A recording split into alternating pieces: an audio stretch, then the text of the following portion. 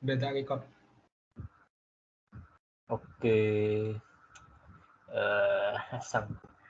Saya kok ini yang datang karena nggak banyak, nggak usah resmi biasanya ya. Malah awkward dewe. Ya, hari ini kita mau belajar CTF, pengalaman CTF. Untuk materinya, aku mau share screen dulu.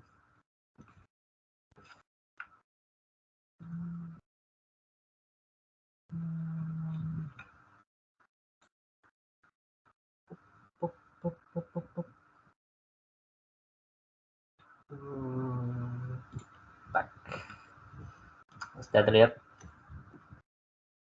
Masih ada ya? Sudah.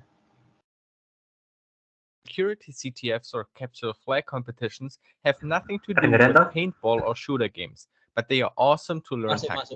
It can be very challenging and teach you a lot of new skills. In this video, I want to tell you about what kind of challenges there are and how you can find CTFs to play. Ini aku ada video pengalaman CTF. Mungkin ini bakal menjelasin lebih lengkap ya daripada tak jelasin sendiri.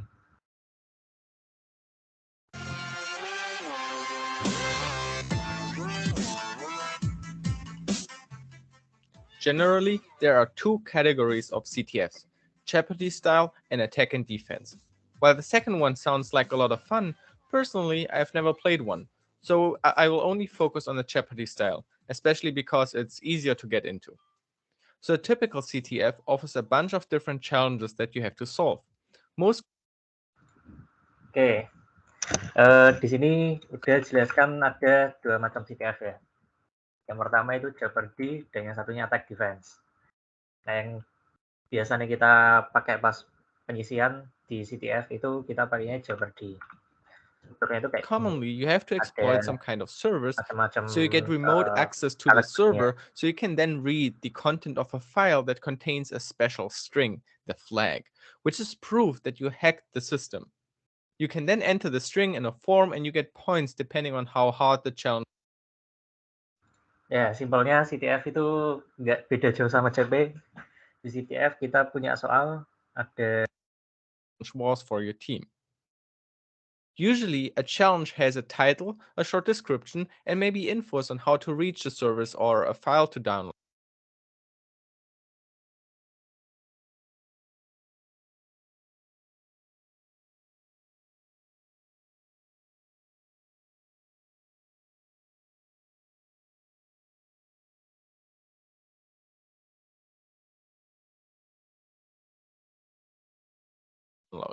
Oftentimes, the title or description is already a small hint.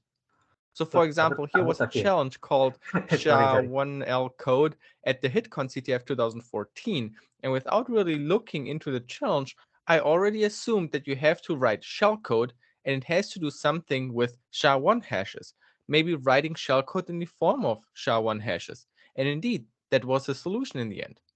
There are a lot of different kinds of challenges, but the typical topics covered are reversing, pwning, crypto, web, and maybe MISC or programming. Reversing usually comes with an executable, a program you can download and run locally. The program implements some kind of algorithm that checks an input key. If you find the correct key, which is oftentimes already the correct flag, then you solved it. So solving it requires you to reverse engineer and understand the implemented algorithm to deduct the correct input key. A good example for that is my Zwiebel video write-up. For pwning challenges, you often get also an executable, but with it an IP address and port of a server running this program. So you have to figure out how to exploit the program to gain remote code execution. You develop your exploit locally and then use it against the server where you can then read the flag file. These challenges range from simple buffer overflows to very advanced heap feng shui stuff, and they are the most interesting ones to me. The cookbook challenge video write-up on my channel is one example of such a challenge. Crypto. Ya, simpelnya kalau kita yang reverse tadi itu kita dikasih program dan fokusnya itu ada di cara kerja program itu. Kita dikasih program Python kayak gini. Nah, gimana cara kerja programnya? kita nyari celahnya, kita masukin. Run locally. Mungkin agak It beda requires the dikit sama yang correct TWN. address. Meskipun dua-duanya kita dikasih attachment program untuk dicari celahnya itu. Kalau di BWN kita lebih ke ngerusak memori yang dipakai program itu. Gimana caranya di memori itu ada celah untuk masuk biar kita bisa ngedit-ngedit. And port of a server running this program. So you have to figure out how to exploit the program to gain remote code execution. You develop your exploit locally and then use it against the server where you can then read the flag file. These challenges range from simple buffer overflows to very advanced heap feng shui stuff, and they are the most interesting ones to me. The cookbook challenge video write-up on my channel is one example of such a challenge. Crypto, like the name says, is about cryptography. Sometimes it's about attacking self-made cipher or very simple crypto attacks like weak random generators. But it can also get really advanced and mathematical, where you are basically lost if you are not up to date with the research and papers from that field. I have a simple video write-up from the Internetwache CTF that gives you an idea, but there are way more advanced ones where I just yield. You should check out Hellman's write-ups. Oke, kripto simpelnya kayak yang di semester 5 sekarang itu pernah ikut KJI, ya persis kayak KJI persis. Cuman ada beberapa step lagi, kalau kita ngambil mata kuliah pilihan kriptografi itu pasti hampir sama kayak CTF-nya kriptografi. Simple video write-up from the Internetwache CTF that gives you an idea, but there are way more advanced ones where I just yield. You should check out Hellman's write-ups. Web challenges are also clear. They are about web applications. Usually you get a URL and you have to exploit maybe an advanced SQL injection or bypass authentication, sometimes even XSS or CSRF challenges. I also have a web challenge write-up where you can get a feeling for what it is about. MISC basically covers anything where you can get. Untuk web itu hampir agak beda sama yang lainnya. Kalau di reverse PWN dan crypto kita dikasih attachment doang. Kalau web biasanya sama lombanya kita dikasih link buat URL atau link website kayak gini. Nah, dari link ini kita nyoba macam-macam teknik di sini, dapat flagnya. Kita submit juga. Get a feeling for what it is about. MISC basically covers anything else, and programming is also self-explanatory. Mostly it's about clever implementations of solving some kind of problem. Now that you are excited about solving some of these challenges, let's talk about where you can find them. The best platform for all of this is CTF Time. It's made by the CTF community for the CTF community. You can see which CTFs are coming and you get information like format, when it happens, and where to register. You can also see the archive of competitions in the past. So for example, the HitCon CTF recently. And below, you see the final ranking of all teams. Each CTF has points attached to it. Hard CTFs have high numbers like 50 or 75 points. Easy CTFs have maybe only 5 or 10 points you can get for them. So if you participate in a very hard CTF and do well, you are rewarded with more than for easy college CTFs where you can easily get rank 1. But those CTFs are also really damn hard. At least I struggle a lot with them. Over the year, the CTF teams collect these points and have an overall ranking. Being in the top 50 is quite challenging. But how to find a team? Oke, tadi udah tak bilangin. Now that you're excited for all of this, lombanya, proses-prosesnya, gimana caranya kita solve challenge kategori tertentu. Tapi pertanyaannya, terus gimana kita cari lombanya?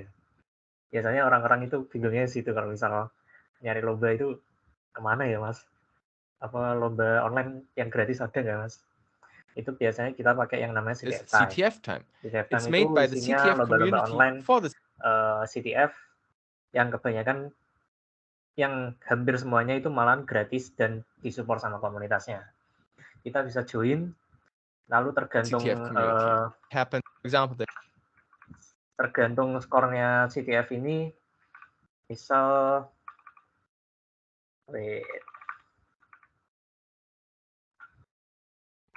misal ada CTF yang memang poinnya lebih tinggi dari yang lainnya. Kayak gini. CTF yang poinnya lebih tinggi itu biasanya lebih susah dan levelnya itu untuk umum biasanya. Nah, CTF yang poinnya lebih kecil-kecil itu biasanya untuk high school atau kuliah levelnya. Aku bukain langsung aja.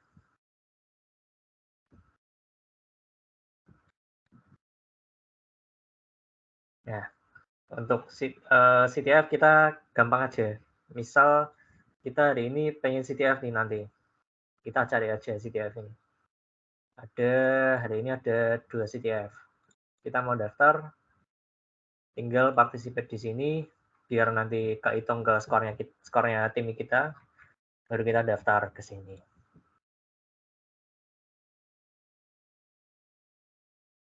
Ya, daftar, kita login, baru bisa main sesuai dengan jadwalnya ini. Terus, kenapa kita harus daftar di sini? Kalau kita daftar di sini, itu begitu ke CTF ini selesai, CTF ini akan balik ngasih nilai scoreboard ke CTF time, sehingga misal ada CTF yang sebelumnya. Nah,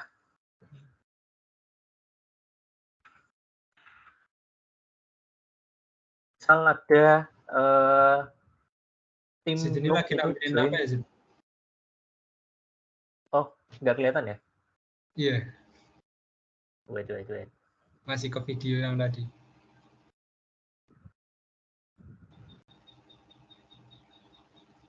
Oh iya ya, sorry. Nah, misal kita tadi daftar di yang namanya CTF tadi ya, yang daftar tadi.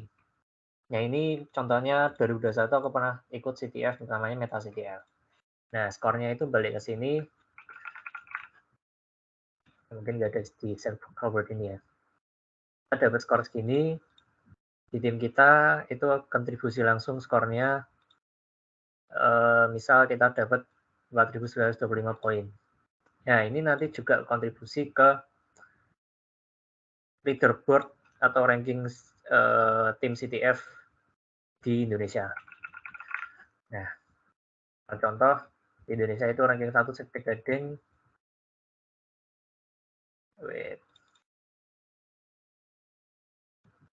Dia udah ikut beberapa CTF. Dan emang poinnya gede-gede, makanya dia ranking 1 Indonesia. Nah, jadi pentingnya sebenarnya juga nggak apa-apa, kita bisa join langsung CTF-nya tanpa harus daftar lewat CTF time, tapi nanti ini juga bisa jadi mungkin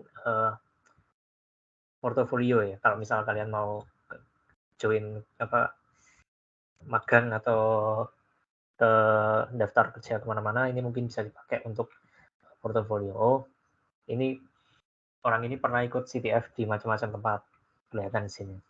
Poin-poinnya dan rankingnya juga kelihatan. Nah, itu contohnya kalau kita mau cari CTF. Sekarang kalau misal gimana sih CTF itu nanti secara prakteknya, mungkin kita langsung aja ke contoh yang baru-baru ini ya. Oh, udah nggak aktif lagi ya.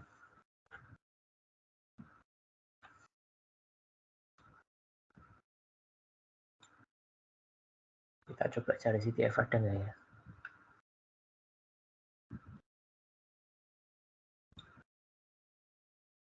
No running.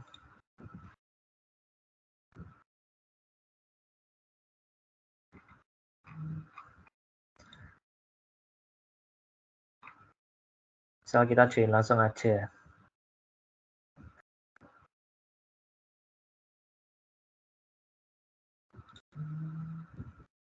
Ya, apa simpelnya itu hampir semua CTF itu nanti platformnya hampir kayak gini persis. Misal kalau di competitive programming kan ada yang namanya Dom Judge. Itu platformnya hampir sama kayak gitu semua di setiap kompetisi. Kita aja.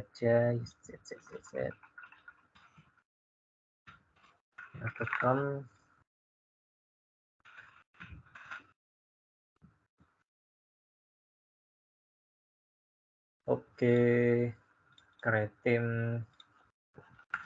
Echo.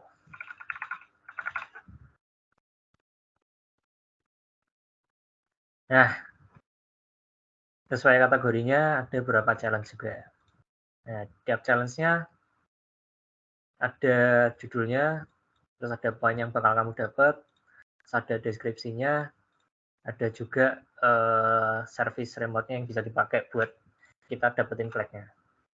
Kalau yang strukturnya kayak gini, biasanya dari attachment ini kita download dulu, terus analisis di lokal, nggak perlu di IP ini, terus kita coba pakai geotaati lah istilahnya.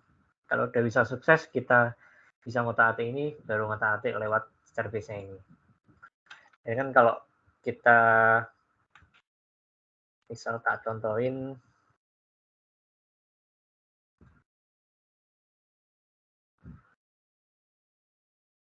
wait.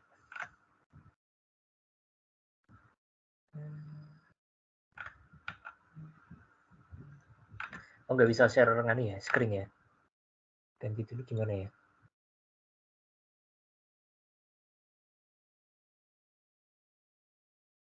Ya, contoh apa pokoknya kalau challenge PWN gini kan udah pada pernah belajar Linux pas sebelum kelas cybersecurity sebelumnya kan pernah belajar Linux.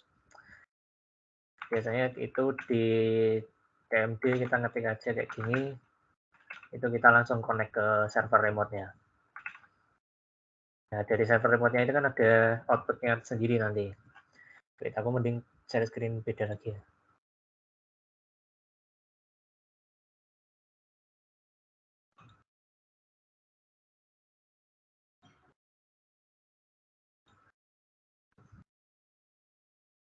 Nah, udah kelihatan ya? Udah sih. Nah, misal tadi kan IP-nya gitu, portnya segitu.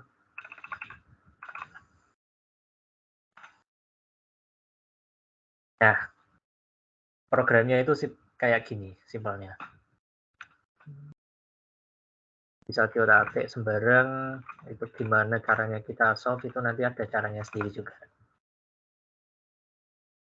Terus ada challenge web juga, itu biasanya dikasih link.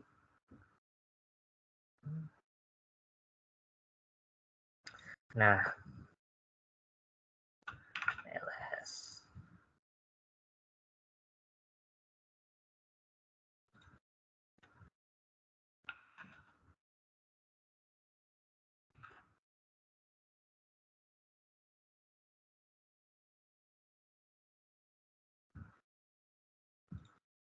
Ya, ada challenge web, ada challenge PWN tadi, ada challenge macam-macam ya.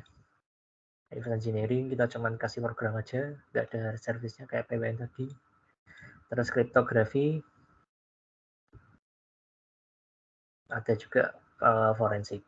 Forensik ini kita biasanya cuma dikasih attachment aja. Nah, di sini aku udah nyiapin beberapa challenge kecil ya buat apa materi hari ini.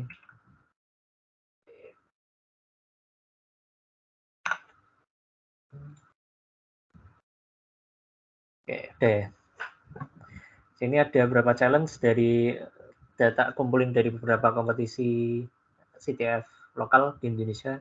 Ada dari UGM, Findit, dari UG2, terus ada Gemastik. Baru kemarin juga ada dari Tigo CTF.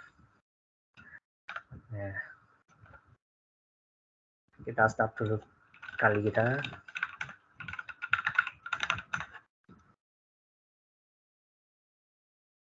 Pertama, aku mau mulai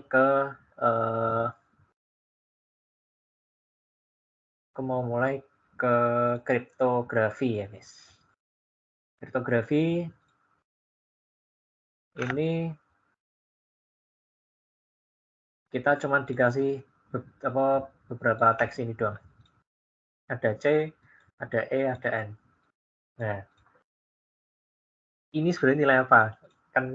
Kan pertama lihat kan nggak ada yang tahu ya C, E, N itu apa kan? kita coba bisa cari kriptografi.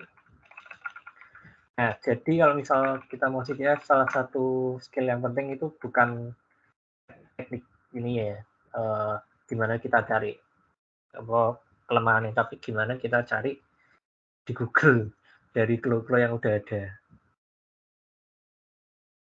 CEN value in cryptography, keluarga.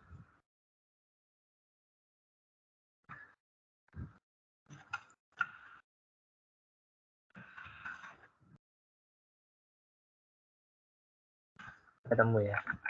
Misal kita coba cari atau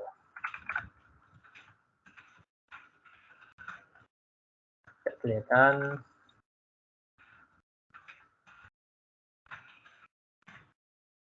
Nah, kamu tahu 65-37 persis itu merupakan eksponen publik yang biasanya ada di kriptografi RSA. Kita langsung cari aja RSA kriptografi. Di RSA itu kepanjangannya Reverse Shamir Agreement, itu algoritma kriptografi yang langsung melakukan operasi ke, misal contohnya langsung ya. Ada contohnya itu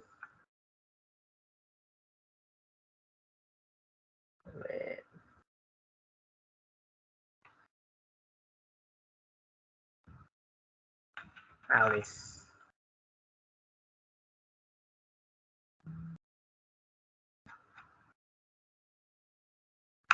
Oke. Kalau di RSA itu ada beberapa step. Untuk enkripsinya itu teks mana ya? Teks enkripsi itu sama dengan M itu pesan yang awalnya, pesan yang tanpa, misalnya pesan yang kita mau enkripsi, terus itu ada E-nya, public key-nya, terus ada modulus N-nya. Mana N? Mana N?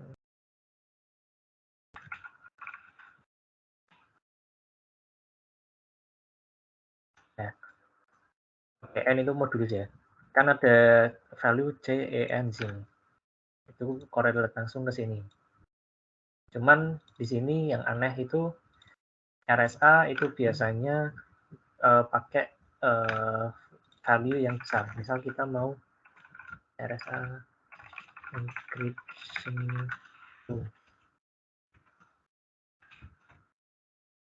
online.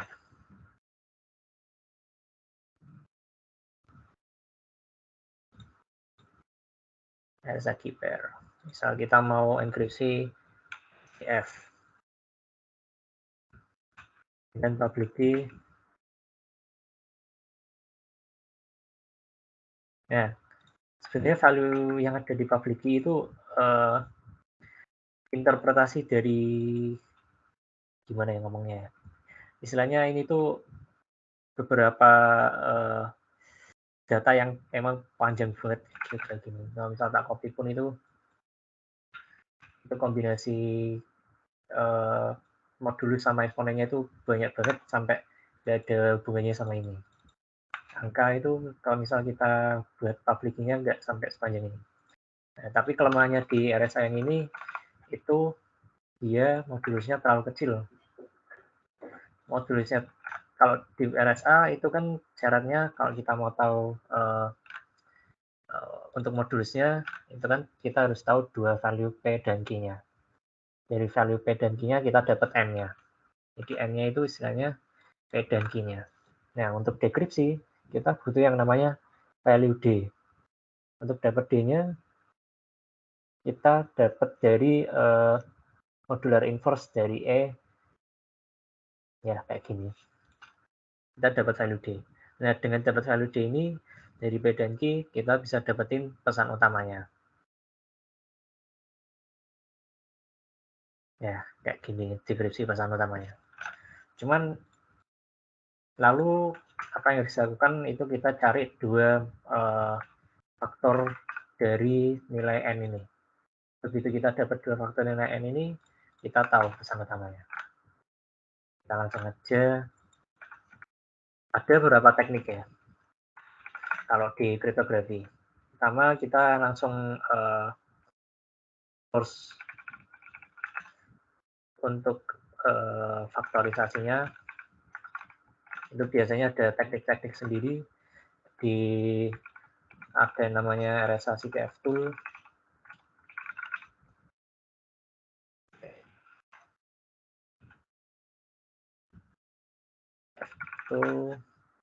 Itu dia bisa dekripsi dengan modulus yang kecil seperti ini dengan mudah. Nah, terus ada juga lagi cara yang nggak direkomend. Itu namanya vector DB. Kan kalau ada orang yang pernah faktorisasi modulus ini di online entah di mana aja, mereka itu biasanya langsung report ke sini. Kalau kita tanya aja, wis. Faktor dari angka 123. 3 dan 41.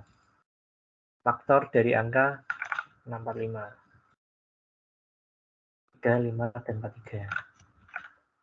Itu berdasarkan laporan yang pernah dikasih sama orang-orang di internet di sini. Jadi nggak dihitung secara langsung. Nah, kita masukin aja n yang kecilnya. Kita dapat value 2 ini.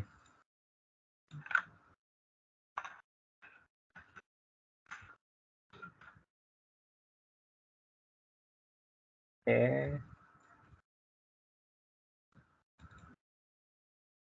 Langsung tak copy sekalian.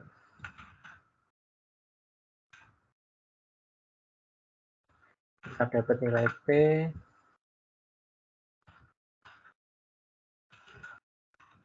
Kita dapat nilai Q juga. Nah, di sini diapain? Nah, itu ada sesuai dengan yang di Wikipedia tadi.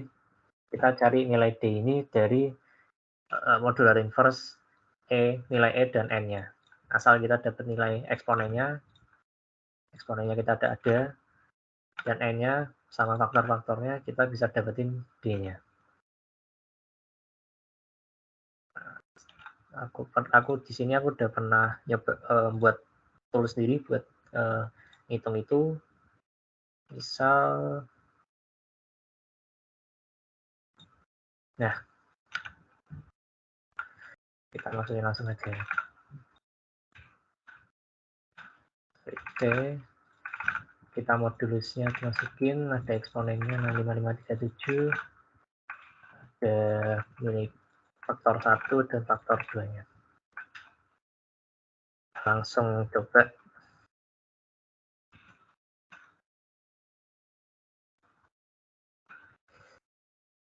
Modulus RSA.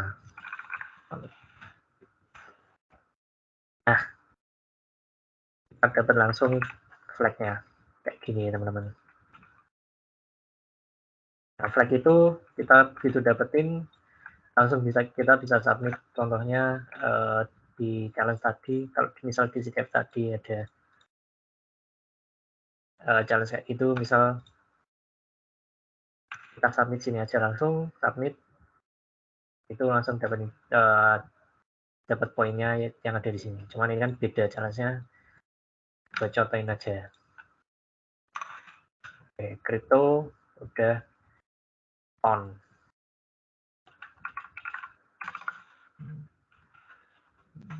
Oke, selanjutnya aku mau nyontohin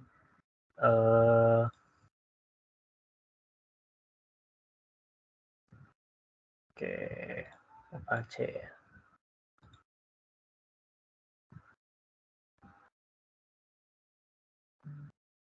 Oke, aku mau nyontohin digital forensik contohnya. Kita langsung ke kali aja. Karena tool-toolnya itu kebanyakan memang dikali. Kalau misalnya kita operasi ke file.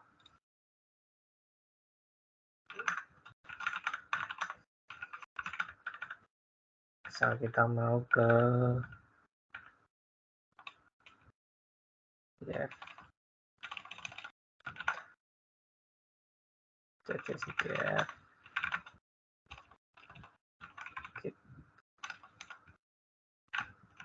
dan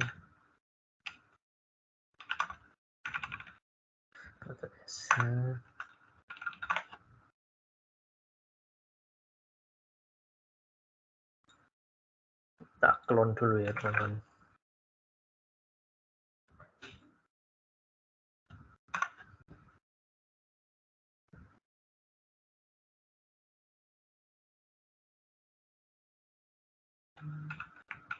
Podium domestik.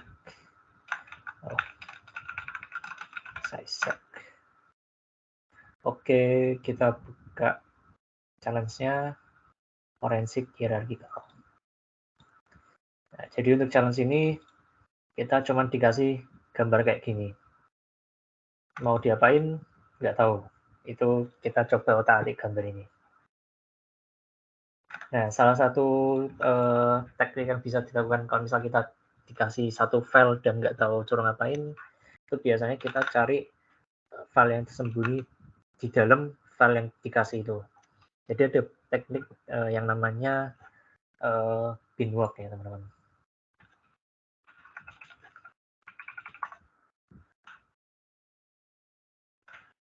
Binwork.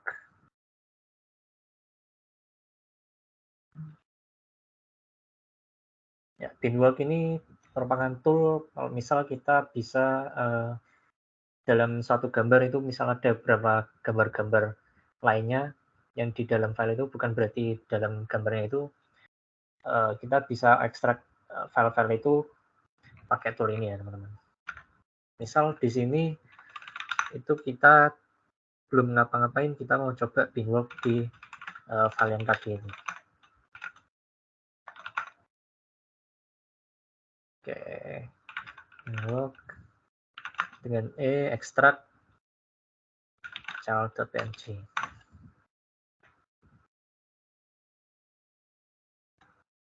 Oke, di sini kita dapat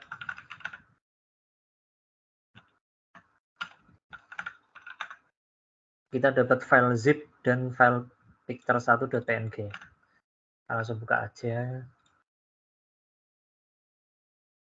Oke. Dari gambar yang kayak gini, kita coba ekstrak, dapat kayak gambar kayak gini, dan juga file zip. Nah, jadi kan ada clue kalau kita baru lewat step yang pertama, dari UGM ke FT, berarti kita ada satu step lagi. Baru kita dapetin yang kita targetkan misalnya. Coba kita unzip zip yang udah kita dapat.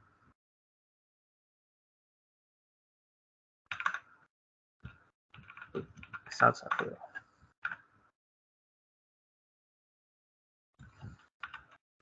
PNG. Sama ya hasilnya. Coba kalau kita misal binwork sekali lagi. Karena tadi kan clue-nya itu mengarah kalau kita binwork, kita dapat ini. Misal kita binwork lagi, bisa aja kita dapat tadi.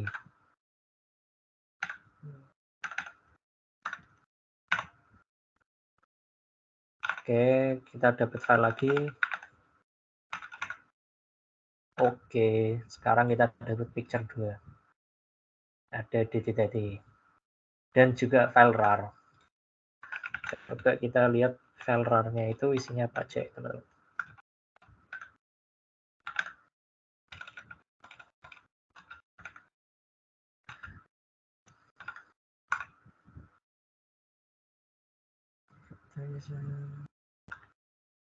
Name picture.png misalnya. Kita dapat gambar apa sini? Oke, dapat gambar yang sama. Sekarang kita coba binwork lagi.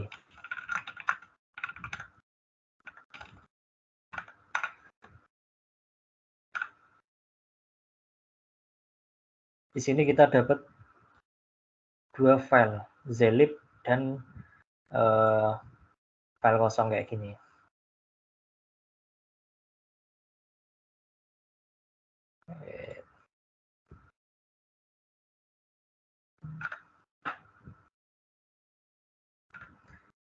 Oke. Nah, saya mau buka write-up ya teman-teman.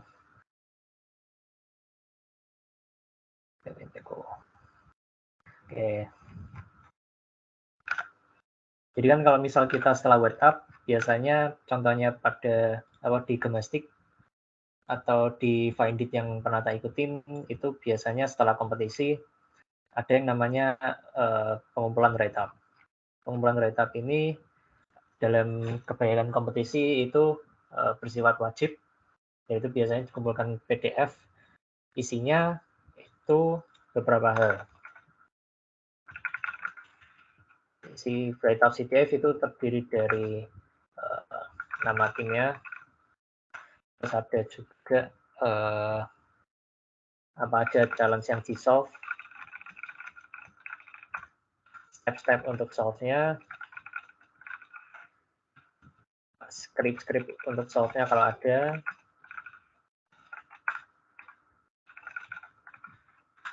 termasuk attachment-nya, gambar dokumentasi dan lain-lain, dan juga flag yang didapatkan. Nah, write-up itu simpelnya isinya kayak gini.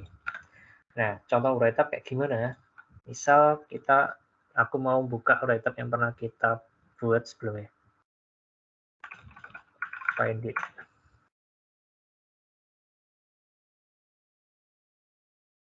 Nah, oke. Contoh kayak gini. Di penyisian Find it CTF itu kita ada write-up dikelompokkan misalkan kategori, kripto, nama challenge-nya, dan langkah-langkahnya. Langkah-langkahnya ini nggak usah terlalu lengkap, yang penting ada dokumentasinya dan step-nya jelas kayak gini. Nah, easy RSA itu yang kita solve tadi ya teman-teman. Ada value C, EN, kita pakai RSA CTF dulu waktu ngerjain waktu itu. Kita mau nyari challenge yang tadi.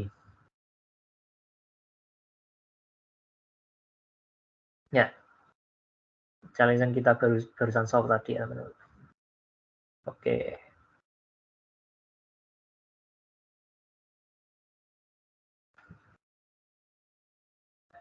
Oke, di sini setelah kita ekstrak pick 1, kita dapat pick 2. Masih sama stepnya. Terus pick 2 kita lakukan bin work juga. Setelah dilakukan bin work, kita dapat file 38E6 namanya. Kita coba cek dulu.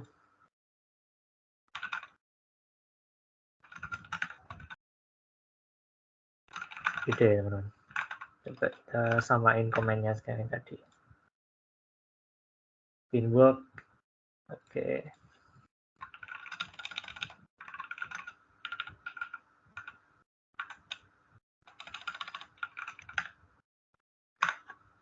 .png. Oke, sini ada 38E6.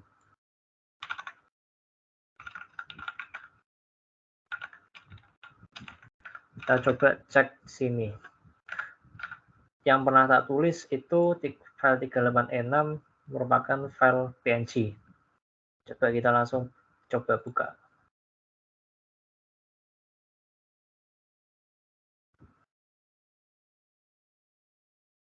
Ada di pick 2, ada di 38E6.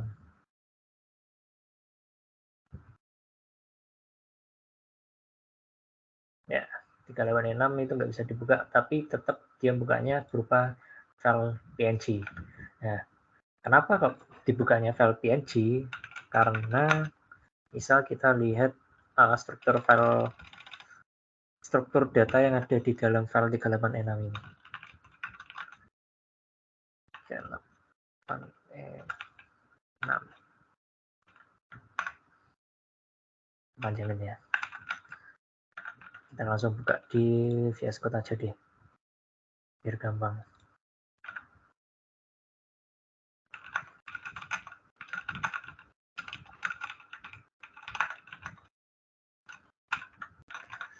Oke.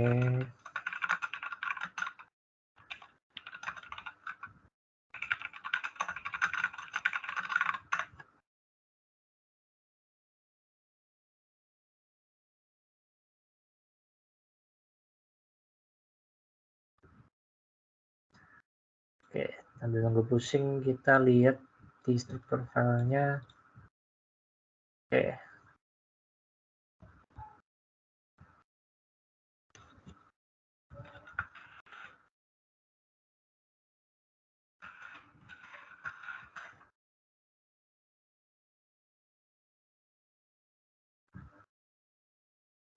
Oke, kita coba analisis di VS Code. File yang tadi kita dapat di halaman 6 ini.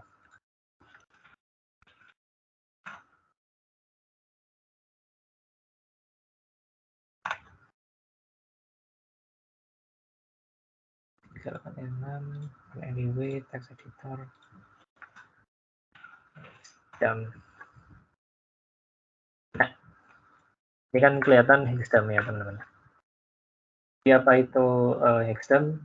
Hexdem itu simpelnya kita lihat data, kalau kita punya file itu kan isinya data biner-biner 0001 001. Nah, ini kita lihat representasi heksadesimalnya. Mungkin ada di pelajaran DASIS ya untuk representasi heksadesimal, desimal, biner, float dan lain-lain ada pernah kita pelajari di dasar sistem. Nah, dari biner ini kita dapat value heksadesimal kayak gini. Nah, gimana si Kali Linux ini tahu bahwa ini merupakan suatu gambar? Itu biasanya kita lihat dari header file ini. Di sini ada file PNG. Ada tulisan PNG. Terus ada HDR.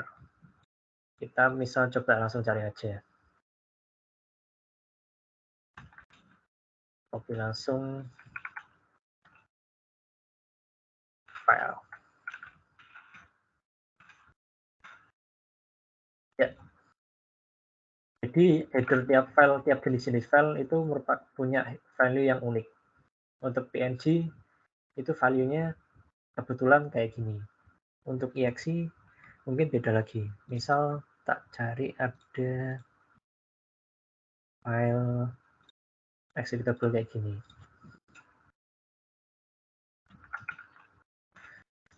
Nah, ini misal tak copy.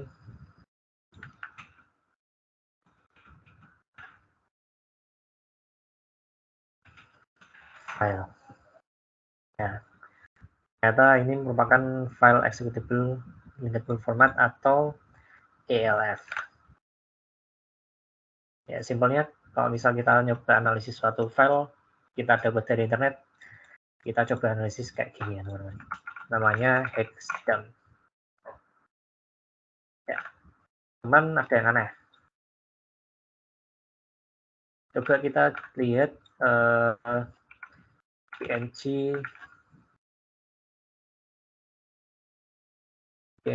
file signature hex.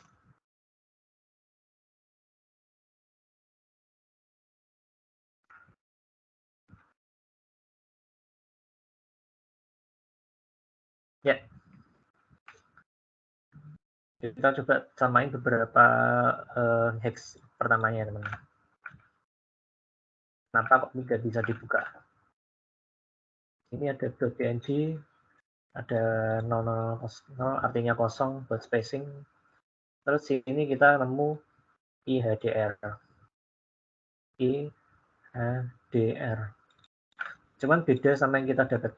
Kita dapatnya tanda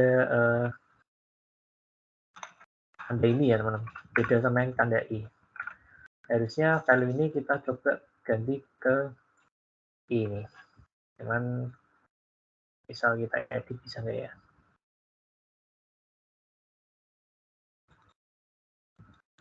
Oh, bisa diedit. Oke. Kita mau ganti ke value hexadesimal I.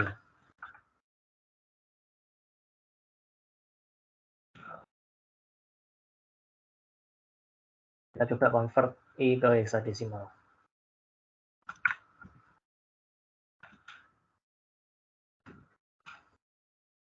X kita dapat value 49. Kita langsung copy, edit ke sini. Boom.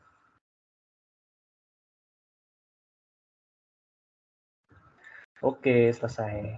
Misal kita mau save bisa nggak ya?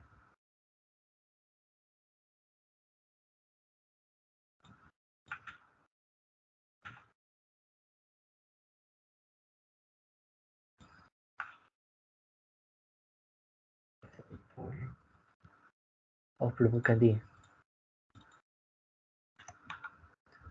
Dan kalau kita coba buka, bisa nggak?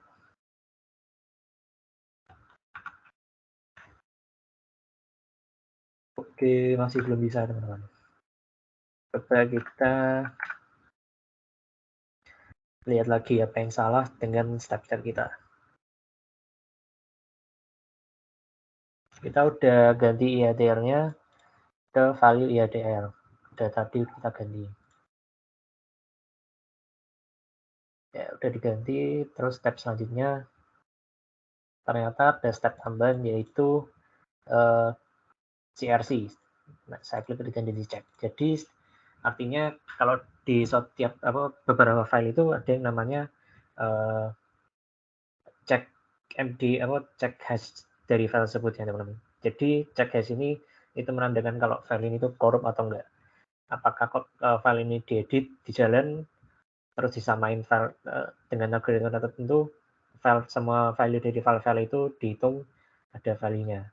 Jadi begitu kita ganti 1 bit pun dari file itu value ini akan beda lagi. Makanya kita harus hitung dulu IHDR-nya harusnya berapa. Misal kita mau coba edit hex editor, misal ghex kita pakai ya. Oke, kita belum install.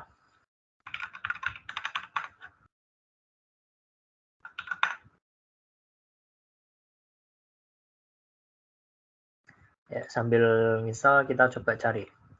Saya klik redundancy check. Setelah itu ada di value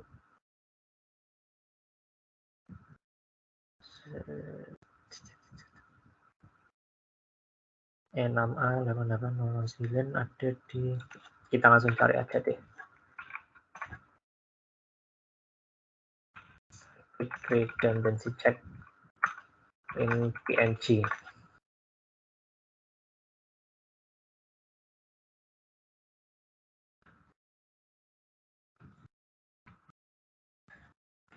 CRC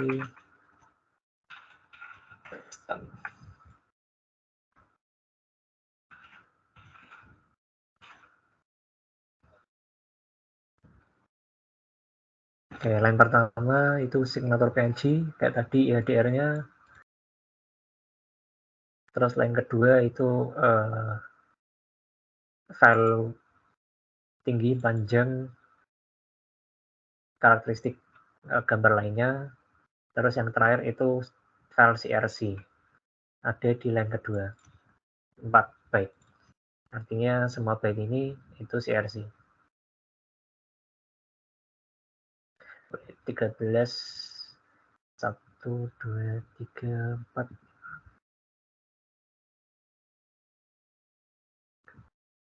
13 IHDR. Oh, berarti CRC-nya sampai sini ya, teman-teman. Oke, kita tahu CRC-nya di mana.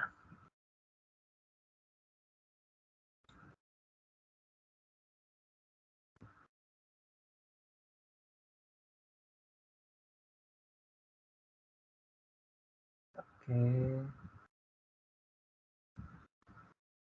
Udah belum ya? Belum.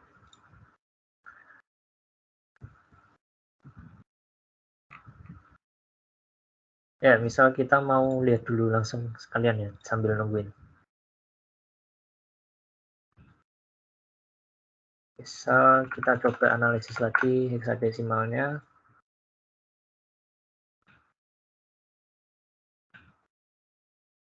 editor. Nah, tadi yang kita tahu kan 13 byte di line kedua itu untuk informasi gambarnya. Jadi 1, 2, 3, 4, 5, 6, 7, 8, 9. Itu sampai sini informasi gambarnya. Lalu 07 D6 ED B4 itu untuk CRC-nya. Coba kita cocokin informasi yang kita dapat tadi.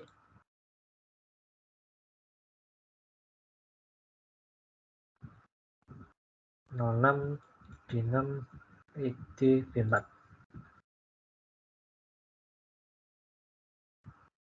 Ya. D6 ED B4. Ya, sama ya. 06 D6 B4. Oke, berarti kita cuma harus ganti 4 byte ini ke value CRC yang kita hitung lagi setelah kita edit tadi. Misal dari sini kita coba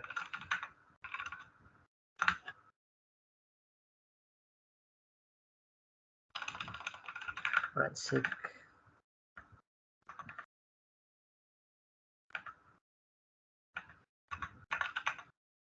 GHz 38E6.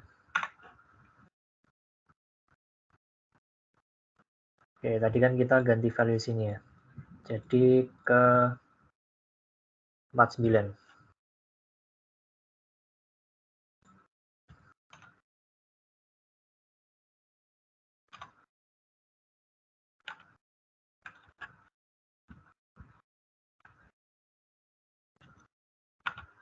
Oke, 49 kita udah ganti. Coba kita save. Terus kita hitung lagi CRC-nya tadi.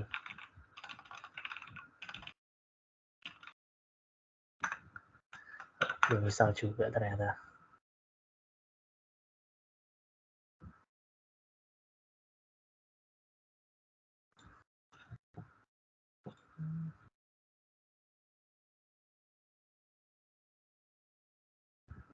Atau mungkin ada tool online, kita coba cari. PNG, CRC.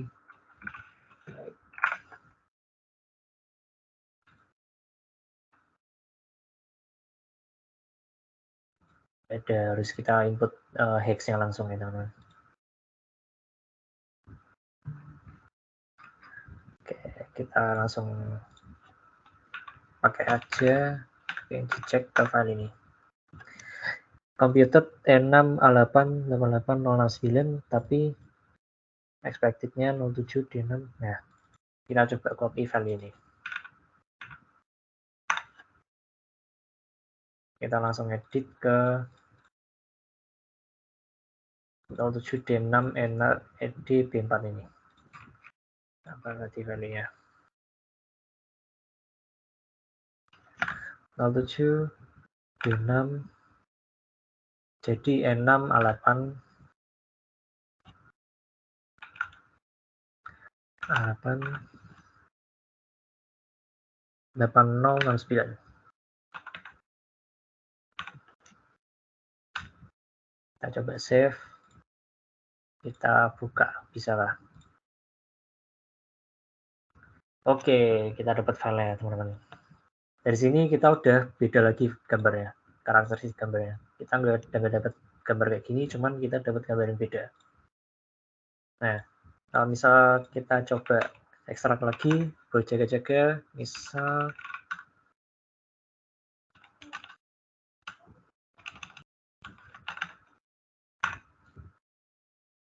kita nggak dapat banyak filenya. Ya, ada banyak filenya sini, size-nya juga kecil-kecil. Lalu kita coba analisis file yang ada di sini. File ini resolusinya kita coba lihat.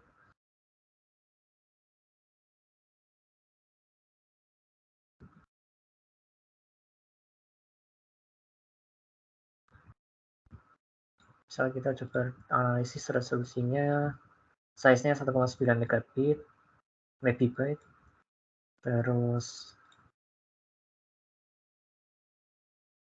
815 700 pixel.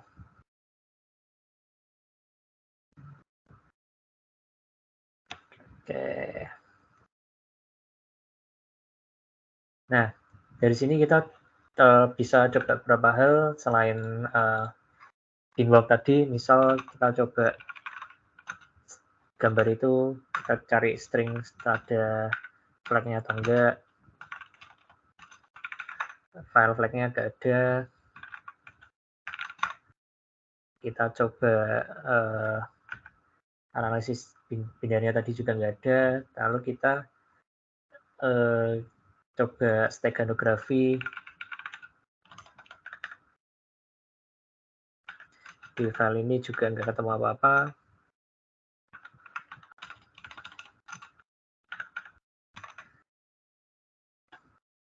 Nah, salah satu clue lainnya kalau misal kita mau asumsi itu file ini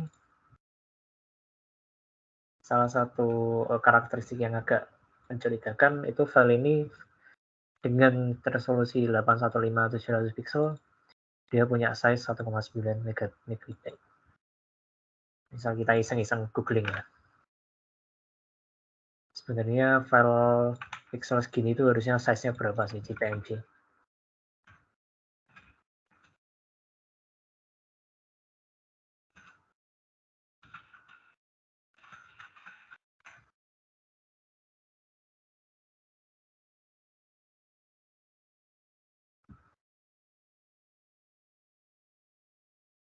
Di PNG itu 8 bits per pixel. Image per pixel. Maksimal 8 bits per pixelnya. 8 byte. Misal kita tadi dapat file 815 700. Kita dari langsung buka aja.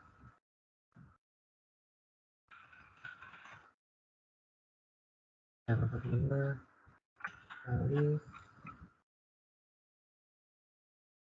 100. Biasanya kita dapat bytes to MB.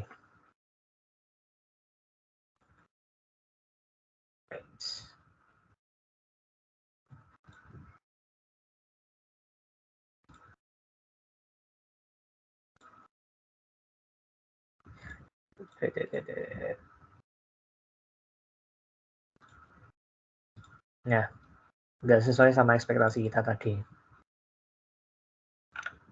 Kita dapatnya file dengan size segini, cuman kita cuman dapat size harusnya size segini dengan pixel yang kita dapatkan. Nah, salah satu hal yang kalau kita misal baca-baca PNG di Wikipedia itu dia ngomong kalau PNG ada value width dan height-nya. Artinya bisa kita otak-atik, misal ada file yang pixelnya itu jauh lebih besar daripada 815 700. Misal filenya itu 815 kali 1000 pixel. Nah, itu nggak ada yang tahu kalau misal kita otak-atik di level byte-nya tadi. Coba kita lihat write-up yang kita udah analisis tadi. Nah, kita udah coba binwalk, nggak ada informasi yang berguna. Nah, biasanya kalau kita CTF, itu setelah beberapa jam, panitianya ngasih clue. Dalam hal ini, clue ini forensiknya ada clue yang mengatakan kalau hex resize the PNG. Nah, waktu itu aku lihat clue ini langsung mudeng. Oh, dari ini berarti. Dari edit width dan height dari PNG ini sesuai dengan Wikipedia ini. Langsung kita coba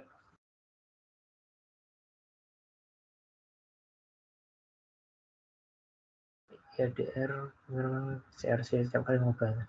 Nah, setiap kali kita misal nyoba width atau height-nya yang ada di informasi gambar itu, CRC-nya juga kita berubah.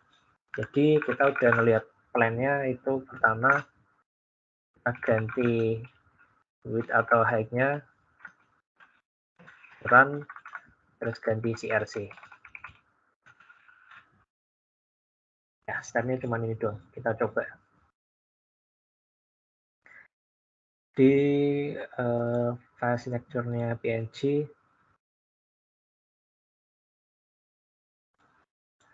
itu ada di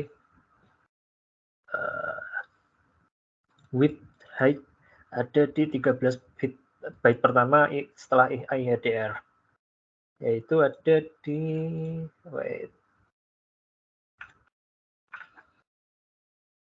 width itu sebesar 4 byte, height-nya sebesar 4 byte.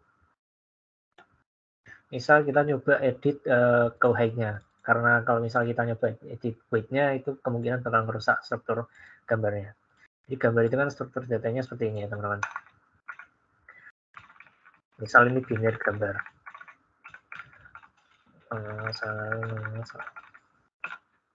Nah, file width nilai width-nya dia itu sebenarnya cuman nyari tahu offset width-nya itu berapa. Misal kalau di sini kan ada 1 2 3 4 5 6 7 8 9 10 11 12 width-nya 16.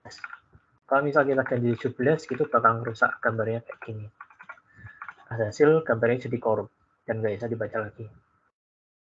Cuman kalau misal kita coba ngedit height-nya, kita jadiin 3, itu kita cuman nambahin offset-nya doang. Kalau sebenarnya itu ada data sembunyi di bawahnya dan nggak kepake dan nggak di display. Misal kita coba lakukan hal tersebut, teman-teman. Oke, kita coba edit hex-nya lagi.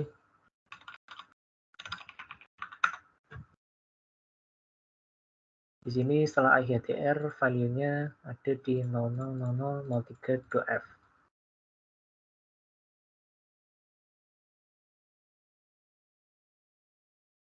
Buat mastiin aja, kita coba convert value ini ke nilai angka.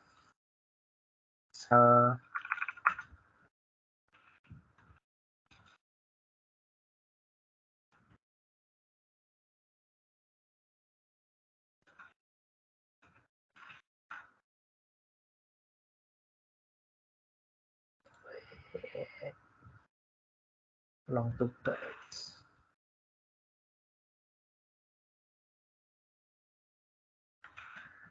Sorry.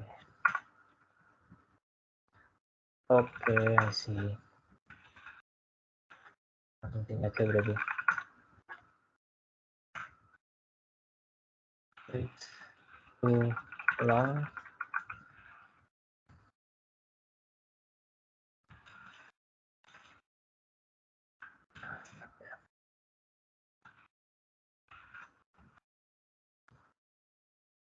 Kita copy value hex-nya tadi.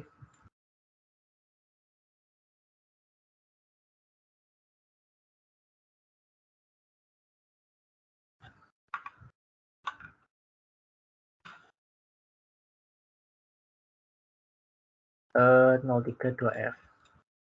X03, X2F. Ya, 815. Kalau kita cocokin ke value yang ada di filenya tadi, itu kita bisa lihat kalau size-nya itu width-nya 815, kayak yang kita ada tentuin kita cari tadi 815, dan width-nya coba kita cek lagi teman-teman. 02 BC. Value hexadesimalnya kita convert ke angka 100. Oke, 100. Sekarang kita mau convert dari width-nya, height-nya ini, tingginya ini, misal kita tambahin ke nilai 1000 lah. Saya banyak dulu. Misal kita udah import selang, kita balikin convert dari angka ke bytes.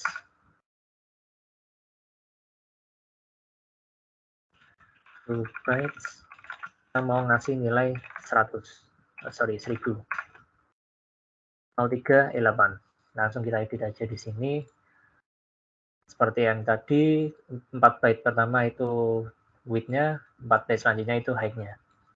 Kita langsung edit ke nilai 03 E8. Berarti di sini ya teman-teman. E8. Sorry.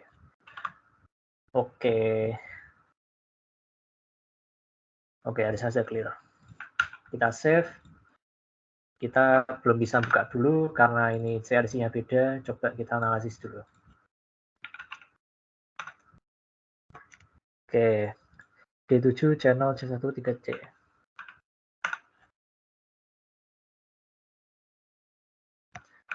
Kita ganti CRC-nya langsung D7 channel C1 3C. Coba kita buka. Oke, kita dapat flag-nya.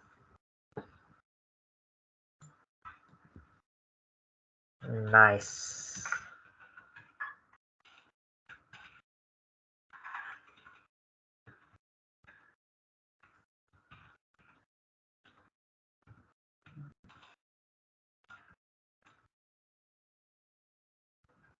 Ya, simpel ya teman-teman.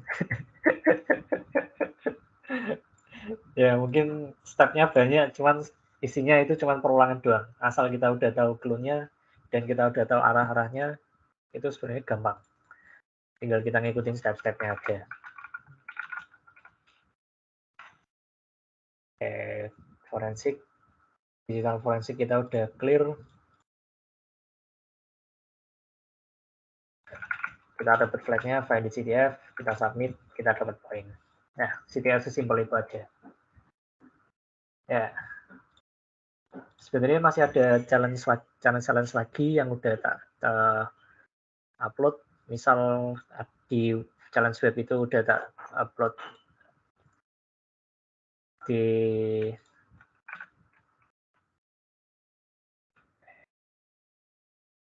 satu. Aku share langsung aja ya. Kalau misal dari teman-teman ada yang mau nyobain challenge web, kita contohin satu. Misal kita coba cari yang paling gampang aja.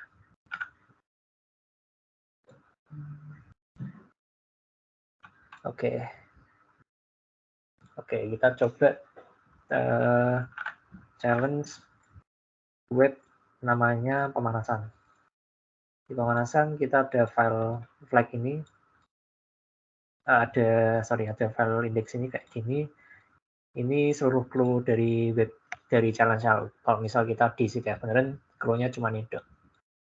Sini ada file PHP, ada flag.php yang kita asumsi isinya itu flag, terus ada parameter get namanya flag. Parameter get namanya flag. Misal kita coba kayak gini.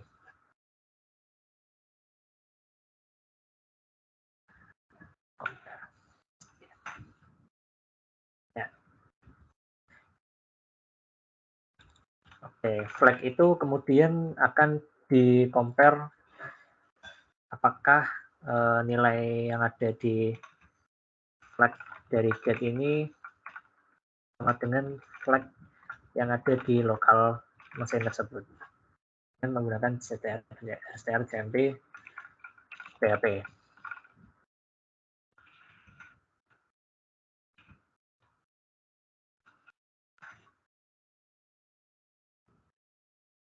Ya. Fungsinya itu compare string 1 dengan string 2. Kalau misal benar kita PHP akan return 1 dan 0 itu kalau sama. Misal kita coba langsung googling aja. Oke. Ya, ada banyak hasilnya, kita coba salah satu.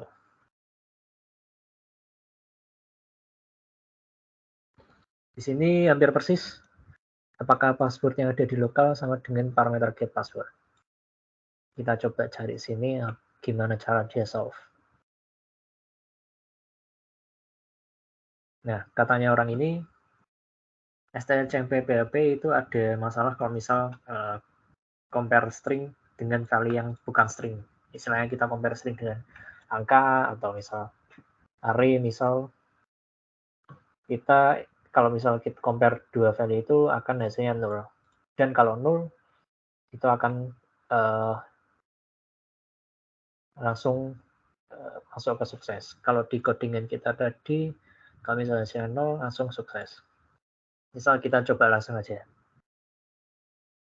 Di sini dia nyobanya parameter passwordnya itu berupa array dengan value terserah sebenarnya. Kita coba copy ini ke parameter flag-nya.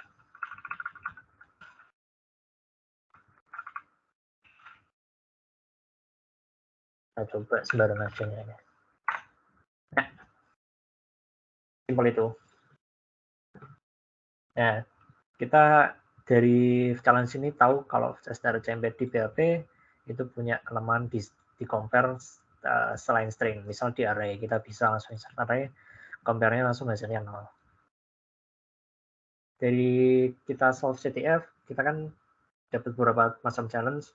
Kita tahu beberapa kelemahan dari codingan-codingan. Nah, itu kita bisa pakai buat challenge-challenge selanjutnya. Kita bisa kumpulin script-scriptnya, kita bisa coba solve buat challenge selanjutnya kalau misal kita butuh. Biasanya seperti itu. Ya, mungkin gitu aja dari materi gue hari ini. Mungkin ada yang mau disampaikan atau mau tanyain? Monggo.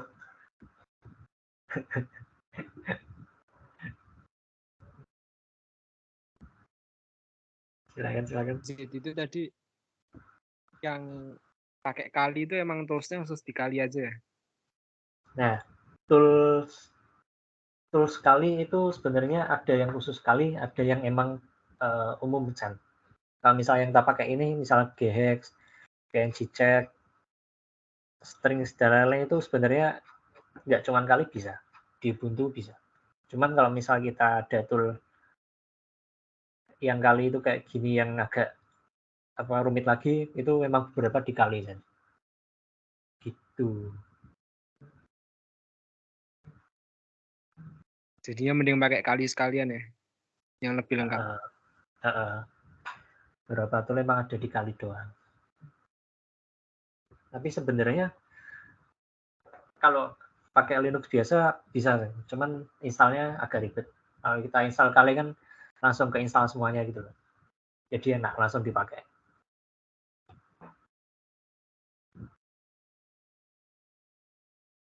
Gitu Sen.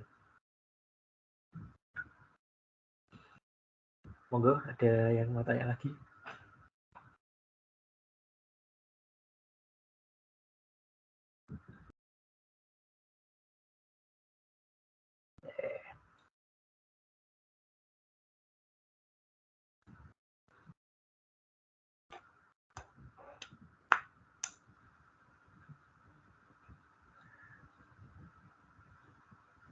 Tak tungguin 2 menit ya, teman. Bisa kalau 236 aku tutup langsung.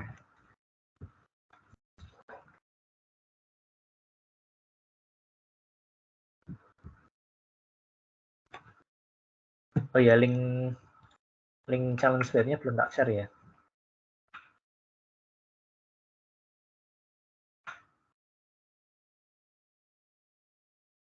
Share ya?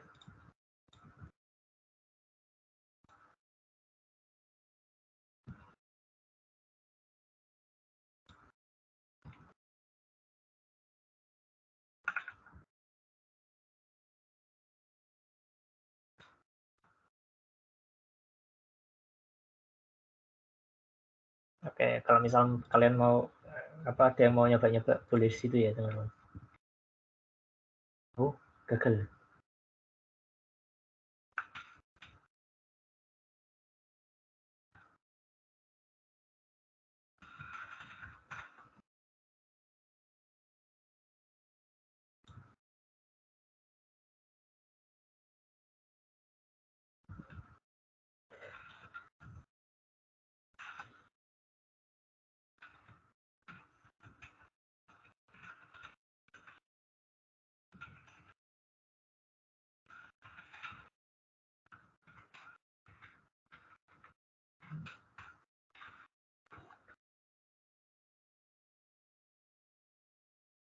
Gagal.